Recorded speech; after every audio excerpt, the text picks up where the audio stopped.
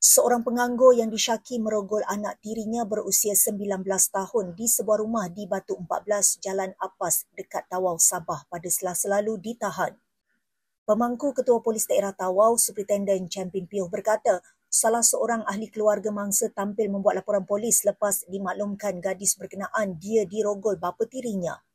Menurutnya, susulan itu lelaki berusia 54 tahun yang juga merupakan warga asing tidak memiliki sebarang dokumen pengenalan diri yang sah ditahan di sebuah ladang dekat Semporna jam 4.50 petang pada Rabu.